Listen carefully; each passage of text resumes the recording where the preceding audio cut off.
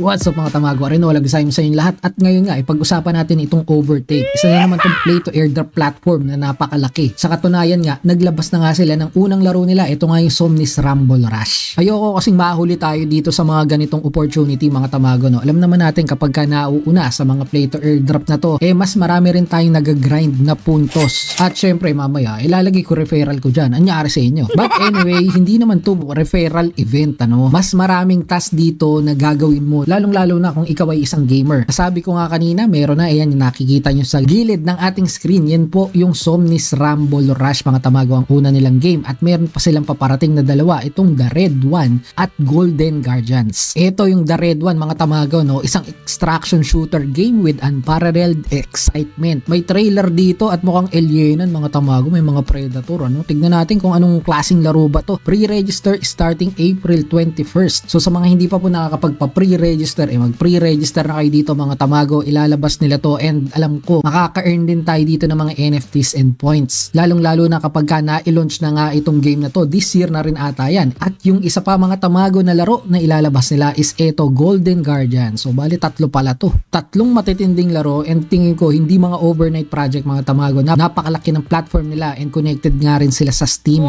So dito sa Golden Guardians mga tamago, mobile RPG, pang cellphone po ito mga tamago. Sa mga tropang mobile natin dyan, Android, ito available na sa quarter 3 2024 casual RPG. So balikan na lang natin to mga tamago, no? Kapag ka sila ay na-launch na at kapag mas marami na tayong information regarding dito sa mga games na to. Pero ang pinakamaganda po ngayon is yung nangyayari ngayon na airdrop dito sa kanilang pinaka-platform. Sila ay parang katulad ng Earn Alliance, pero tingin ko dito mas maraming pa-quest mga tamago, mas marami tayong magagawa. Check natin ano, dito sa Earn, under ng Earn, meron po dyang tatlong klaseng quest: daily quest, pop quest, and collect. So sa daily quest mga tamago, dito makaka-earn tayo ng AP points. Yung mga AP points natin mga tamago, itong nasa upper right corner ng aking screen. Yan pa lang ang aking puntos kasi kakasali ko pa lang. Pero actually pwede kong gawin at i-connect yung aking social media dito mga tamago para magkaroon ako ng karagdagang AP points. Si AP points naman ay i-convert sa pinaka-token nila. Yun nga yung Overtake mga tamago. At yun ay magaganap sa quarter 4 2024. So abangan natin yung TGE nila mga tamago.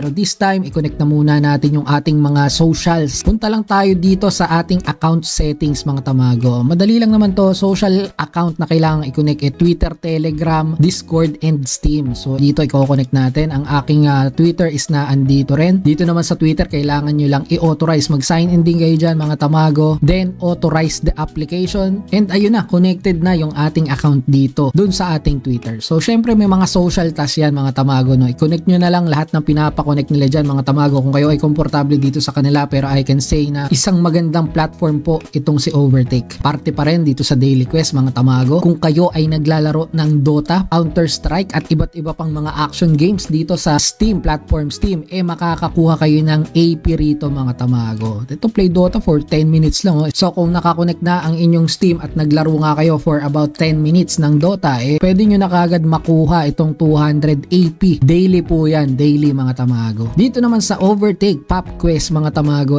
meron ditong nakalagay. Checkin natin, explore indie games, buy 5 and play 20 plus hours. Pag kinlik nyo yan, naandito mga tamago, no, yung mga requirements nila para maging eligible kayong makuha itong 2,000 AP. So kayo na bahala dyan kung naglaro kayo ng 20 hours of indie games in 2 weeks. Tignan nyo po dito, may mga eligible games naman dyan mga tamago. At saka kung bumili kayo 5 or more indie games, baka pasok kayo dito sa criteria na yan. Yan po ay under ng Steam. Pero syempre, huwag kayong mag-alala. Hindi lang naman Steam platform meron dito. Meron ding Chroma. Hindi nyo kailangan gumastos dahil marami namang quest dito mga tamago. So dito, under ng Earn, punta lang kayo dito sa collections. Makikita nyo yung iba't ibang laro dito mga tamago. Merong PUBG.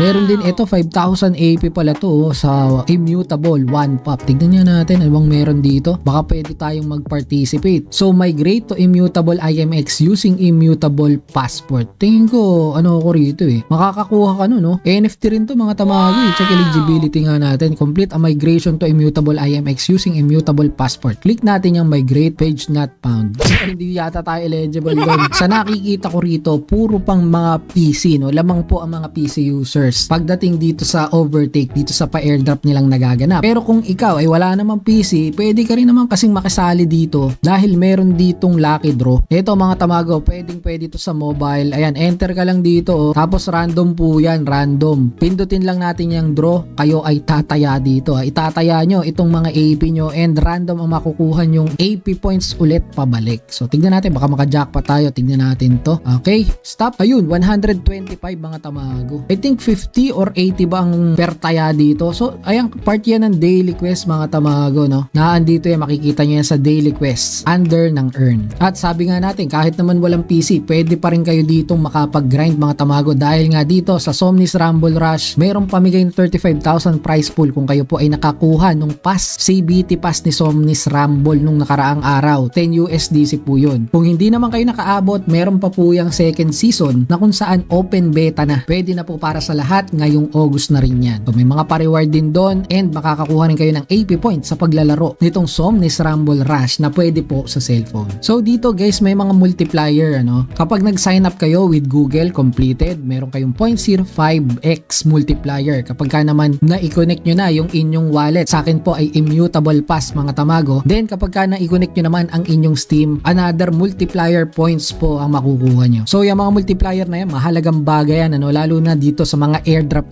Ayan, coming soon mga tamago. Ilalagay ko na lang yung aking referral link dyan sa description box. Rekta na po kayo dito kagad ano, kay Overtake mga tamago. Mag-grind kayo nung kanilang pa-airdrop, libreng-libre, wala kayong babayaran. Pili lang kayo ng quest na kaya nyong gawin. And this quarter 4 mga tamago, magkakaroon ng TGE dito. Sana ma-airdropan tayo no, para tong carb protocol mga tamago no. Let me know lang kung may mga tanong pa kayo regarding dito kay Overtake. Sasagutin natin yan. Iwan nyo lang dyan sa comment section natin sa baba. Madali lang naman to. Kailangan mo lang talaga yung mag-register mga tamago. Kaya dito na natin tatapusin tong video na to. Ingat kayo, tamago.